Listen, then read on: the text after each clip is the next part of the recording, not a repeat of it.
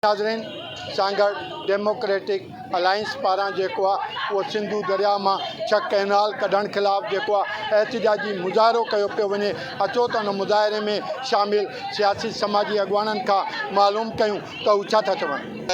सिंध सम्झी वई आहे, सिंध जा माण्हू सम्झी विया आहिनि त जेके इहे कैनाल ठाहिया त सिंध बंजर थींदी, असांजा नसुर, असांजा बचड़ा, उञारा ऐं बुखारा मरंदा।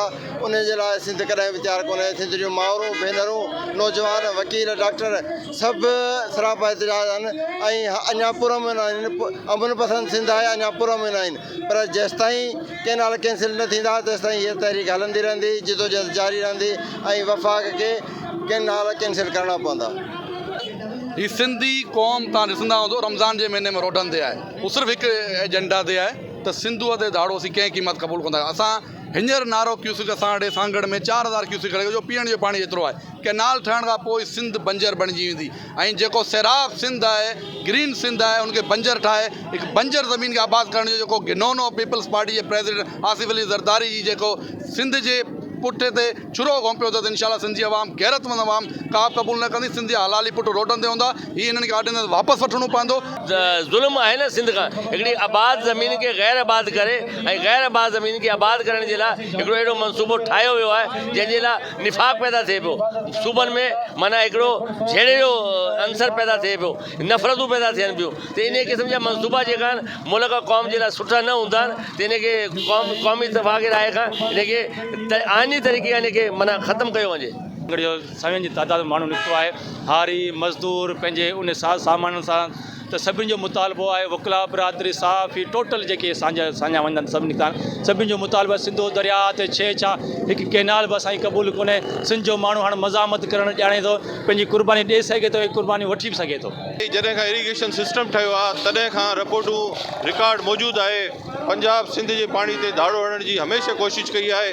अंग्रेज़नि बि हिननि जे जेके बि हिननि मनसूबा ॾिना हुआ उन्हनि खे नामंज़ूर कयो, उन्हनि खे रद्द कयो हुयो, पर ही पंहिंजे होद ते क़ाइमु आहिनि ऐं हींअर पीपल्स पार्टी जी हिमायत सां सॼो कुझु करे सॼा कैनाल ठाहे हाणे ही ड्रामाबाज़ी कनि पिया। रहे थो जेको बि सिंधु जो पाणी पीए थो उन ते फ़र्ज़ु आहे थिए थो त वक़्तु आहे निकिरे ॿार, ॿी सूरत में देरि थी वेंदी, मरी हूअं ई वेंदासीं, एहतिजाज करे मरी वञूं त उहो बहितरु आहे। जेको कैनाल ठाहिया पिया वञनि ही सिंध जे हक़ ते डाको आहे। असां सम्झूं था त ही सिंध जे पाणी जी किल्लत जो सबबु थींदो, सिंध में रहण वारे इंसाननि जी जान जो ऐं माल जो नुक़सान जो सबबु थींदो।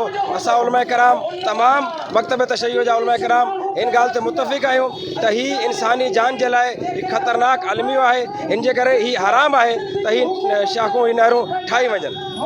क़ुरान में अल्लाह फरमायो आहे त ख़लक़ना मिनल माए कुल्ल शैइन हई। असां हर शइ खे ज़िंदगी ॾिनी आहे पाणी सां, चाहे हैवानात हुजे, नबातात हुजे, ज़मीन हुजे, इंसान हुजे, चरंद परंद हुजे, हर शइ जी जेका ज़रूरत पाणी आहे। लेकिन अॼु ॾाढो अफ़सोस सां चवणो पवे थो त असांजे सिंधु दरिया ते जेको पाकिस्तान जो सभिनी खां वॾो दरिया आहे, जंहिं ते धाड़ो हणी करे जेको सिंध असांजो बाबुल इस्लाम अॻे सूरनि में आहे, जेका ख़ूबसूरत ऐं ज़रई ज़मीन आहे, उनजो पाणी बंदि करे उनखे वीरानगी जी तरफ़ वठी करे पूरी क़ौम जी जेका बददुआऊं ऐं वीरानगी इहे मौजूदा हुकूमत वठे थी। सिंधु तास मुआदे खां वठी वफ़ाक़ ताईं इहो तय थियल आहे त जेको बि पाणी सिंधु दरिया में आहे, सिंधु दरिया ते को बि डैम ठहंदो या कैनाल ठहंदो, सिंध खां उनजी मंज़ूरी वरिती वेंदी, सिंध खां उनजी रज़ामंदी वरिती वेंदी। पर थिए ईअं पियो त ग्रेटर थल कैनाल खां वठी कालाबाग डैम ताईं, कालाबेड़ डैम खां वठी सिंधु जे 6 कैनालनि ताईं जेको कुझु बि थिए पियो सिंधु जी मर्ज़ी खां सवाइ थिए पियो। अवां सांगड़ वासियुनि जूं ॻाल्हियूं ॿुधियूं।